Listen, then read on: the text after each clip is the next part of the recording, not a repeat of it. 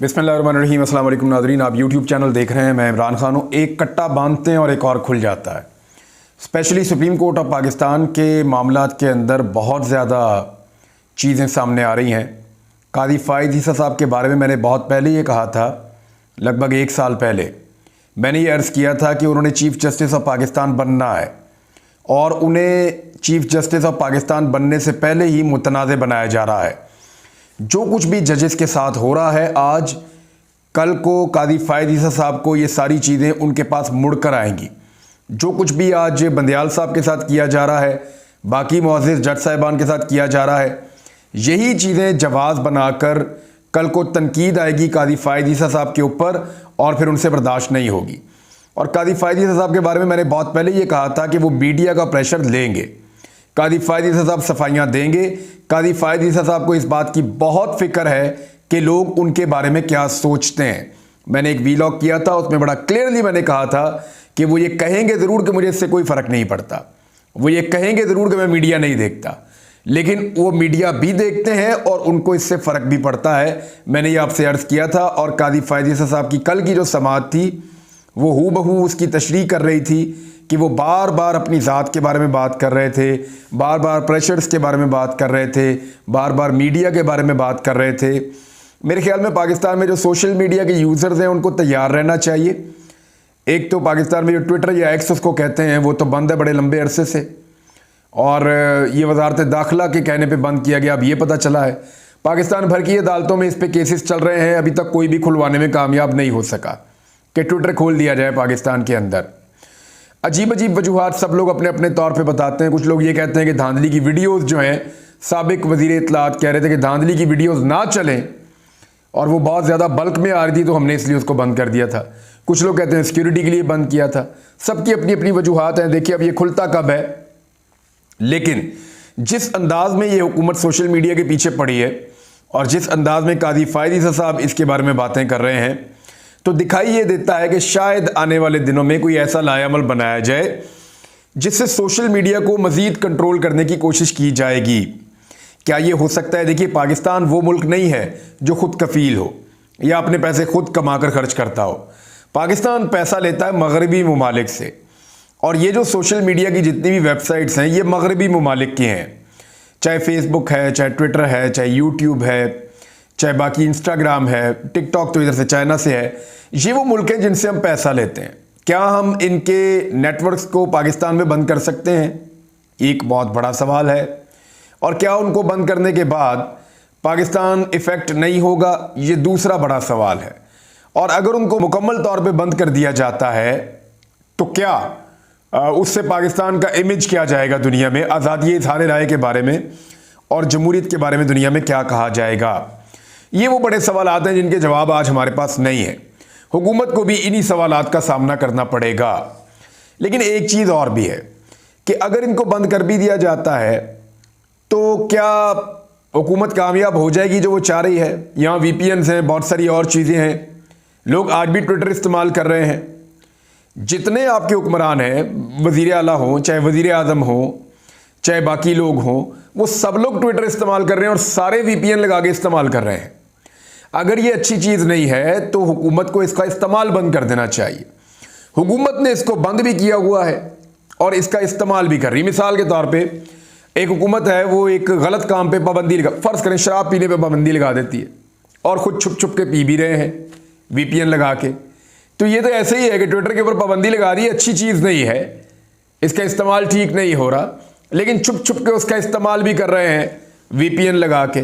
तो मुझे तो ये मिसाल आसान लगी समझाने के लिए, तो मैंने आपको बता दी। हाँ, एक नया कट्टा खुल गया है, पढ़ के आपको मैं सुना देता हूँ खबर।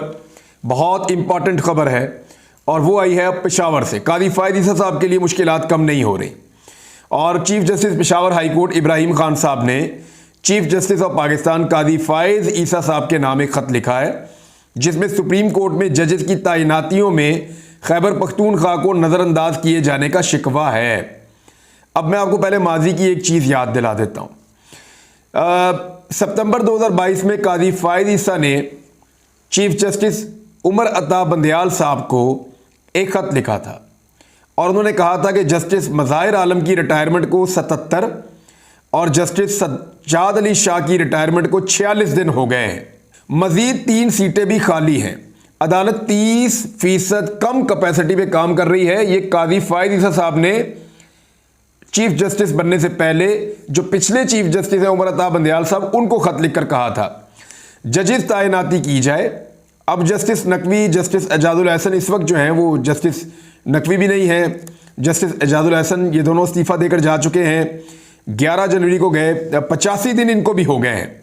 यानी काजी फायद ईसा साहब को उस वक्त 77 दिन और 46 दिन वो बहुत ज़्यादा लग रहे थे, और इस वक्त काजी फायद ईसा साहब को 85 दिन जो है वो ज़्यादा नहीं लग रहे, और सीटें अभी भी खाली हैं। उस दौर में 77 और 46 दिन तक जब सीटें खाली थी तो काजी फायद ईसा साहब ने लेटर लिख दिया था कि हमारी तादाद पूरी करें जनाब, प्रेशर पड़ा हुआ है, काम करना है।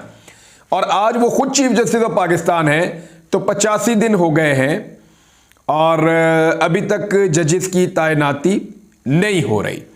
और ये भी याद रहे कि काजी फायद ईसा साहब के होते हुए सुप्रीम कोर्ट में सीटें होने के बावजूद सिंध हाई कोर्ट के जस्टिस अहमद अली शेख और पंजाब हाई कोर्ट के जस्टिस अमीर भट्टी रिटायर हो चुके हैं। अब मैं आपको बताता हूं, मुझे कुछ अर्सा पहले कुछ कोर्ट रिपोर्टर्स ने बताया और कुछ हमारे जो सीनियर लॉयर्स हैं उन्होंने बताया कि लाहौर हाई कोर्ट के चीफ जस्टिस हैं अमीर भट्टी साहब और सिंध हाई कोर्ट के जस्टिस अहमद अली शेख साहब, ये लोग सीनियर लोग थे, लेकिन काजी फायद ईसा साहब को पसंद नहीं थे। तो सीनियरिटी की बेस के ऊपर अगर वो जजेस की तैनाती करते सुप्रीम कोर्ट ऑफ पाकिस्तान में, तो ये 2 जजेस सीनियरिटी की बेस के ऊपर पहुंच जाते सुप्रीम कोर्ट ऑफ पाकिस्तान में। तो इसलिए काजी फायद ईसा साहब ने सीनियरिटी की बुनियाद के ऊपर या वैसे भी जजेस की तैनाती नहीं की, इतना लंबा वक्त गुजार दिया। 2 जजेस जो है वो रिटायर हो गए। अब एक और जज जो है वो रिटायर होने वाले हैं, पेशावर हाई कोर्ट के चीफ जस्टिस जनाब मोहतरम इब्राहिम खान साहब। अब उन्होंने खत लिख दिया, काजी फायद ईसा साहब को खत लिखने का ज़माना आ गया है और 6 जजेस ने पहले खत लिखा, अब ये एक और खत आ गया है और इस खत के अंदर उन्होंने यही शिकवा कर दिया है। यानी काजी फायद ईसा साहब ने जो पैटर्न सेट किया था खुद से उमर अता बंदयाल साहब के लिए, अब वही सवाल उनके सामने आकर खड़ा हो गया है। उस वक्त शिकवा करते थे कि जनाब आप जज क्यों नहीं लगा रहे, सीनियर लोगों को फौरी तौर पे सुप्रीम कोर्ट में क्यों नहीं लेकर आ रहे, इतने इतने दिन गुजर गए हैं। अब खुद चीफ जस्टिस बने हैं तो उससे ज़्यादा दिन गुजर गए हैं। होना तो ये चाहिए था कि दूसरे, चौथे, 5वें, 7वें दिन या 10वें दिन चीफ जस्टिस काजी फायद ईसा साहब अपने उसूलों को मद्देनजर रखते हुए जो सीनियर तरीन जजेस हैं उनको सुप्रीम कोर्ट में पहुंचा देते। लेकिन मुबैना तौर पे, क्योंकि कुछ दोस्तों ने कहा कि काजी फायद ईसा साहब शायद कुछ जजों को पसंद नहीं करते, वो उनके रिटायर होने का इंतज़ार कर रहे हैं, जिनमें अमीर भट्टी साहब गालिबन थे और एक मोहम्मद इब्राहिम खान साहब हैं, ये पेशावर हाई कोर्ट के चीफ जस्टिस है। अब ये भी रिटायर होने वाले हैं। उन्होंने अपने ख़त में चीफ जस्टिस पाकिस्तान को मुखातिब करते हुए कहा कि भारी दिल के साथ ये ख़त फेवरेटिज्म से मुताल्लिक लिख रहा हूँ। मनमानी का लफ्ज़ भी उन्होंने इस्तेमाल किया। सुप्रीम कोर्ट में 4 असामियाँ खाली थी, सिर्फ एक जज की तैनाती आपने अपने सूबे से की है, बलूचिस्तान से की है उन्होंने। Chief justice Peshawar high court ने लिखा कि सुप्रीम कोर्ट के जजेस की तैनाती में अकरबा परवरी और इम्तियाजी सलूक हो रहा है। इस खत के जरिए आपकी तवज्जो उसूल पसंदी, मेरिट और शफाफियत की तरफ दिलवाना चाहता हूँ। खत के मतन के मुताबिक सुप्रीम कोर्ट ऑफ पाकिस्तान में जजेस की 4 असामियाँ खाली थीं। बलूचिस्तान के चीफ जस्टिस नईम अख्तर अफगान को सुप्रीम कोर्ट में जज तैनात कर दिया गया। अदालत उज़्मा में 4 जजेस की कमी थी, सिर्फ एक जज को अपने सूबे से तैनात किया गया। Chief justice Peshawar high court ने मजीद लिखा कि जस्टिस नईम अख्तर अफगान की बतौर सुप्रीम कोर्ट जज तैनाती पर मैं खुश हूं, लेकिन मैं सीनियरिटी में दूसरे नंबर पर हूं। मैं सुप्रीम जुडिशल कमीशन और सुप्रीम जुडिशल काउंसिल का मेंबर हूं। असूली तौर पर मेरा नाम सुप्रीम कोर्ट के जजेस की फहरिस्त में शामिल होना चाहिए था। दूसरे नंबर पे है। पहले नंबर पे कौन है? इस्लामाबाद हाई कोर्ट के चीफ जस्टिस आमिर फारूक साहब इस वक्त जो है वो है, लेकिन उनको भी नहीं ले जाया जा रहा सुप्रीम कोर्ट में, क्योंकि आमिर फारूक साहब अगर सुप्रीम कोर्ट में चले जाते हैं तो फिर वो जो 6 जजेस जिन्होंने खत लिखा है उनमें से एक जज chief justice Islamabad high court बन जाएंगे। ये भी शायद कोई नहीं चाहता कि वो बने।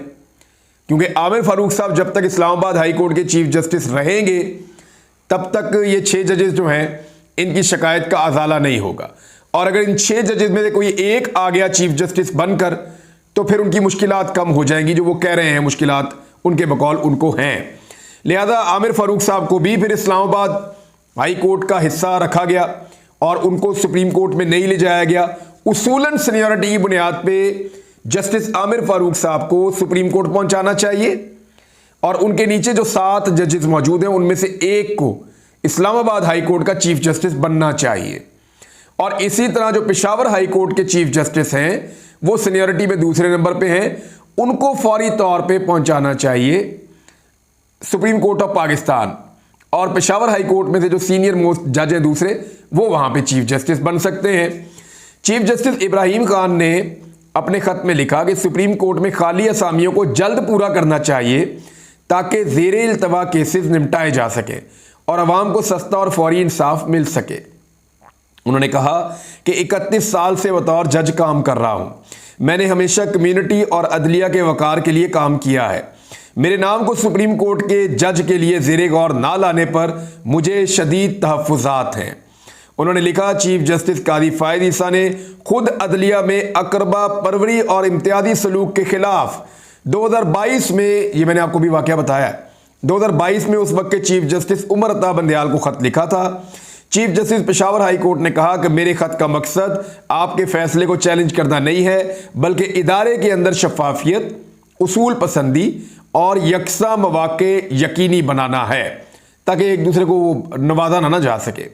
तो इस तरह ये खत है कादी फ़ायद ईसा साहब के सामने। एक और ऐसा मामला जो माजी में उन्होंने खुद उठाया था आज आकर उनके सामने पहाड़ बन के खड़ा हो गया है। देखते हैं कि उसूलों का, क्योंकि कादी फ़ायद ईसा साहब बहुत उसूली शख्सियत हैं, बहुत बुलंद उनके अफकार हैं, बड़े उसूल पसंद आदमी हैं, बड़े इंसाफ परवर इंसान हैं। तो देखते हैं कि कादी फ़ायद ईसा साहब का इंसाफ यहां क्या करता है, क्योंकि 2 जजेस तो चले गए।